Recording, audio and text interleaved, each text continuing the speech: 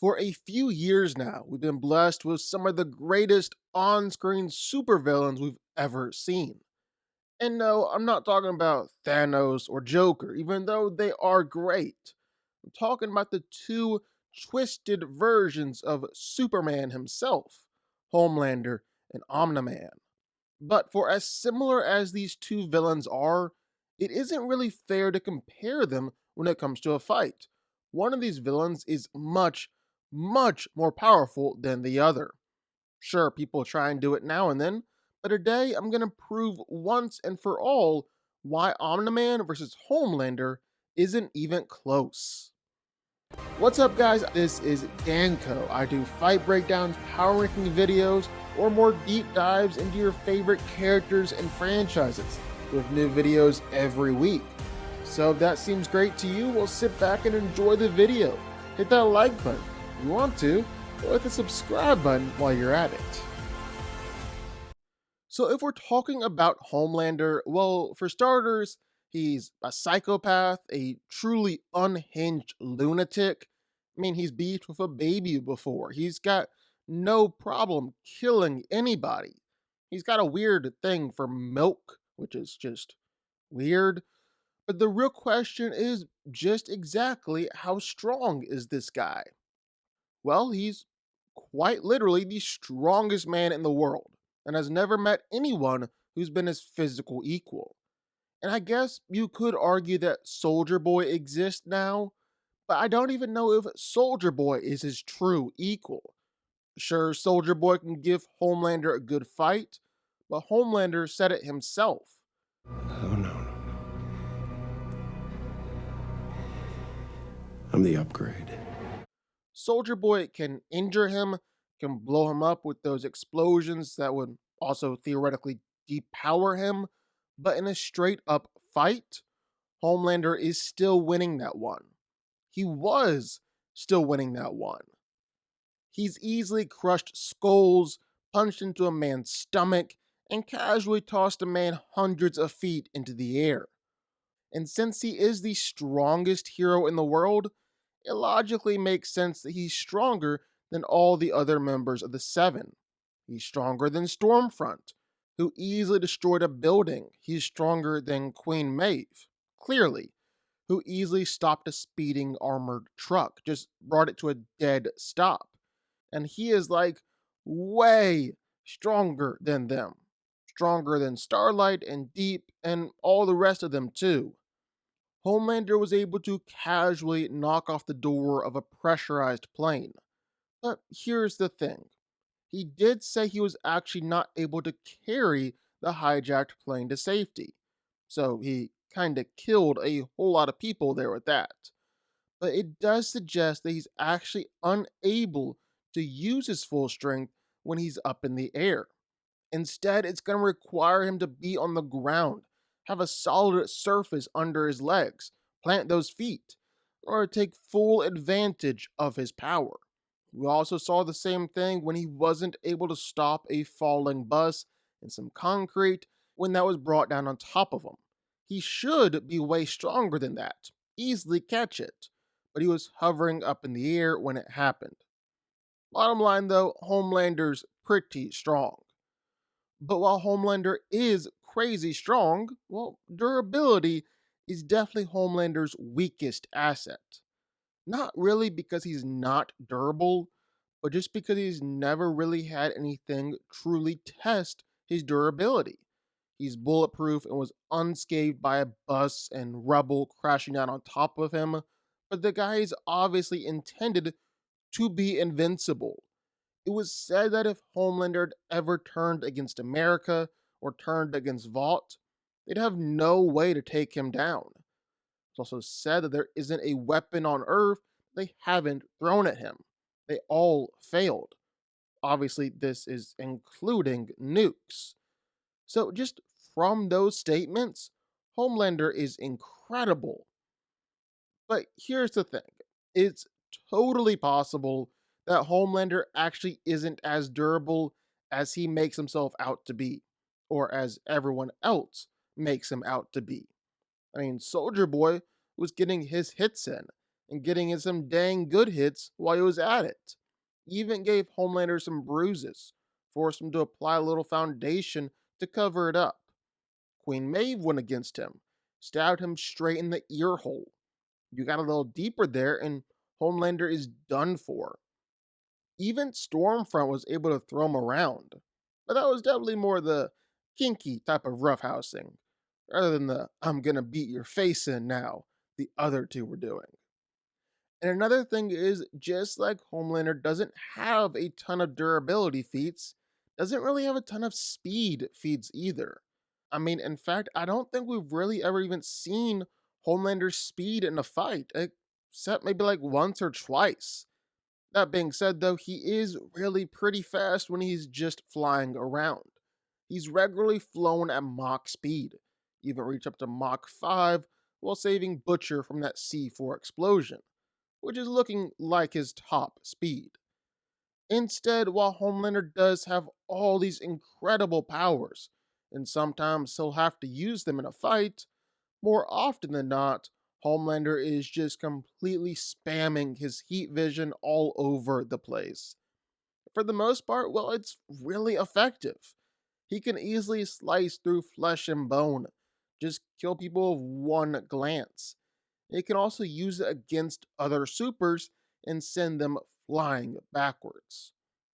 All in all, while Homelander is pretty powerful, easily the most powerful soup we've seen with the boys so far. But let me just take everything I just said about how powerful Homelander is and how he's kinda impressive and just flip it on its head. Because Omni-Man is so much more powerful that is not even funny. He would win this fight so easily, that's not even close. I mean, just for starters, the guy is the strongest superhero on Earth. And I use the word hero there very loosely. Very loosely. Don't really see many heroes doing stuff like this.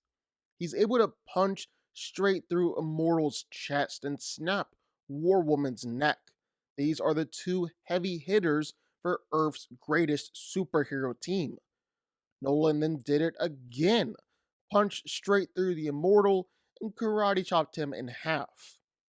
Just imagine if Thanos was that ruthless with the Avengers. That would have been a way different movie. Omni-Man has said before that he stopped an asteroid the size of Texas, which would be like hundreds of thousands, if not millions of tons, then lifted up this massive boulder, which itself weighs around 500,000 tons. He was lifting it with just one hand. Omni-Man freaking bodied the Reaniman, who nearly killed Invincible, and he just tore right through them. He knocked around a massive kaiju monster, which was hopped up on all sorts of drugs and steroids, and was humanity's last shot at beating him. Then there was his fight against Invincible. The guy was sending Mark flying miles and miles with every single punch, bull rushing him through streets and down to the ocean floor, sent the kid flying clean through skyscrapers and into mountains. Like, just absolutely no chill whatsoever. And this was against his own son. And Omni-Man was holding back because he didn't want to kill Mark. Was actually trying to win Mark over to his side. So if this was Omni-Man restraining himself, just imagine what he's gonna do against Homelander. And it's not just that Omni-Man is stronger than Homelander, he's also like infinitely more durable as well. I mean, Omni-Man is insanely durable. No selling laser blast, just standing there like it was nothing, waiting for the smoke to clear so that he can look just as intimidating as humanly possible. He's taking attacks from all the Guardians, Earth's premier superhero team, took attacks from all of them, and was still able to kill all of them. And he took absolutely everything that Cecil could throw at him. I'm talking Reaniman, nuclear lasers, straight up nuclear lasers. And even that giant monster knocked up on all sorts of super steroids. Everything. He went up against Immortal, who was trying to kill him. Again. Went about the same as the first time. Immortal wasn't able to do much.